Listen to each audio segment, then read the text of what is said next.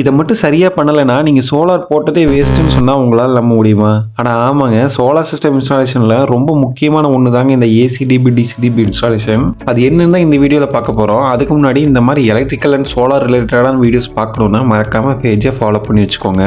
இதுதாங்க டிசிடிபி. சோலார்லேருந்து வர DC power இந்த டிசிடிபி வழியாக தான் இன்வெர்ட்டருக்கு போகும். மழை காலத்தில் ஏற்படுற லைட்னிங்கு, ஓவர் வோல்டேஜ், ஷார்ட் சர்க்யூட்லேருந்து இந்த இன்வெர்ட்டரை சேவ் பண்ணுறது இந்த டிசிடிபி தாங்க. இன்வெர்ட்டருக்கு ரைட் சைடில் இருக்கிறது பார்த்தீங்கன்னா ஏசிடிபி. இன்வெர்ட்டர்லேருந்து வர ஏசி பவர் டேரெக்டாக வீட்டுக்குள்ளே போகாது, இந்த ஏசிடிபி வழியாக தான் போகும். இன்கேஸ் இன்வெர்ட்டரில் ஏதாவது ப்ராப்ளம் ஆகுது, அதனால் ஓவர்லோட் ஆகுது, ஓவர் கரண்ட் வந்து நம்மளுக்கு வீட்டுக்கு வருது அப்படின்னா அதிலிருந்து நம்ம வீட்டை பாதுகாக்கிறது இந்த ஏசிடிபி தாங்க. இந்த ரெண்டுலேயும் பார்த்தீங்கன்னா ஃபியூஸு, எம்சிபி, சர்ஜ் ப்ரொடக்டர்னு கொடுத்துருப்பாங்க. ஸோ இந்த ஏசிடிபி டிசிடிபி ரெண்டையும் ப்ராப்பராக எர்த்திங் பண்ணியிருக்கணுங்க. நம்ம இன்ஸ்டால் பண்ண போகிற சோலார் கிலோவாட்டை பொறுத்து இந்த 2 டிபியோட ஸ்பெக்கும் மாறுங்க. இந்த வீடியோ உங்களுக்கு பிடிச்சிருந்துச்சி அப்படின்னா மறக்காமல் இந்த வீடியோக்கு லைக் கொடுங்க. உங்கள் வீட்டுக்கு சோலார் போடணும்னா சோலார்னு கமெண்ட் பண்ணுங்கள். எங்களோட கான்டாக்ட் டீட்டெயிலை உங்களுக்கு நாங்கள் சென்ட் பண்ணுறோம். நெக்ஸ்ட் வீடியோவில் பார்க்கலாம்.